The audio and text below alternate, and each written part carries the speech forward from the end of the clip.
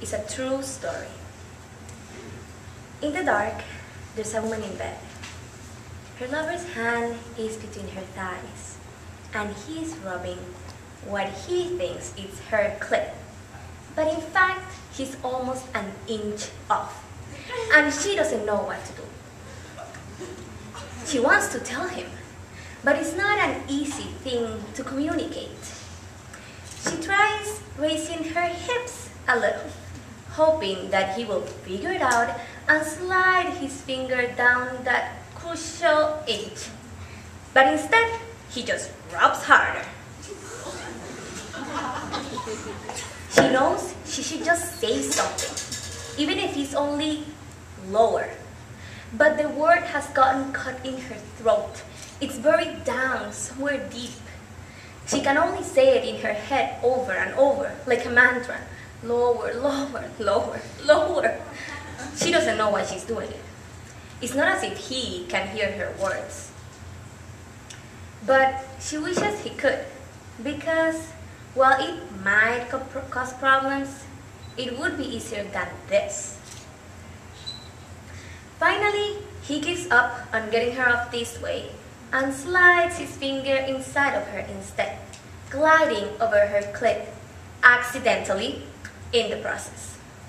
She gasped, but he thinks it's because of the finger inside of him, and she doesn't know how to tell him what he's missing. That's me. In the San Francisco Barnes & Noble store, a woman is reading an erotic short story called A Jewel of a Woman. I once tried that trick you hear about, where you stuff a bunch of pearls deep inside your pussy and pull the strand out slowly. It felt so good. It felt so fucking good as those pearls came out, one by one, grinding against my clit. She thinks about dropping her voice a little when she says clit or pussy or fucking, especially since the children's section is just a few steps away.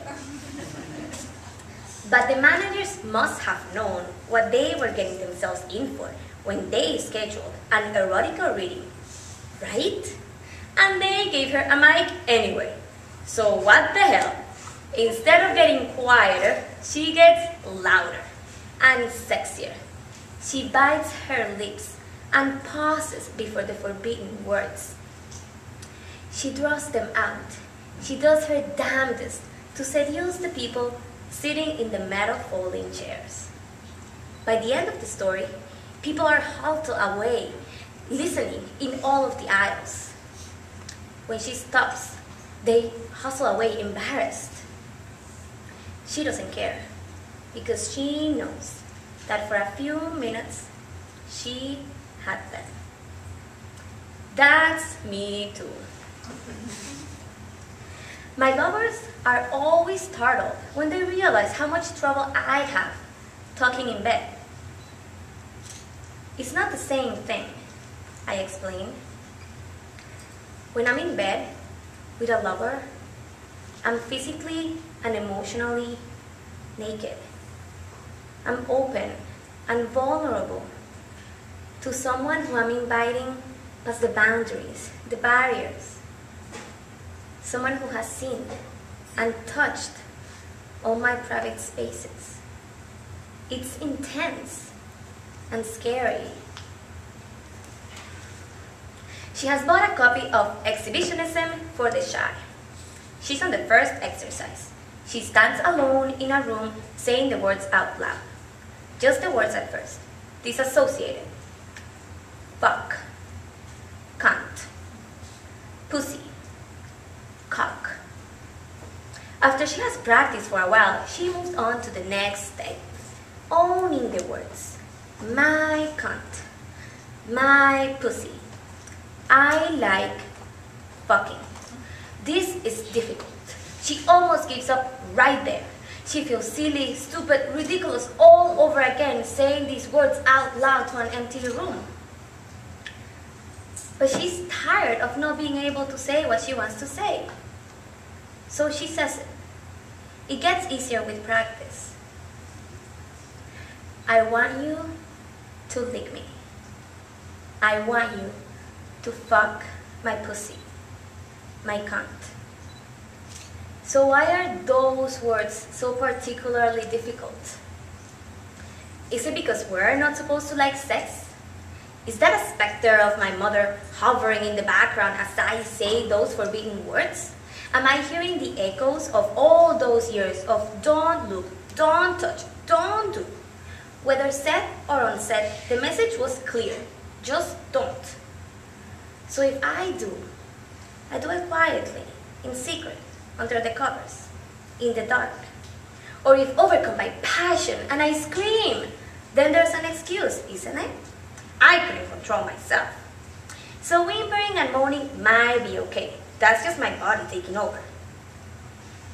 But when I put the words to it, when I say, I want you to fuck me, please, then I can't just pretend I just happened to fall into bed. Oops.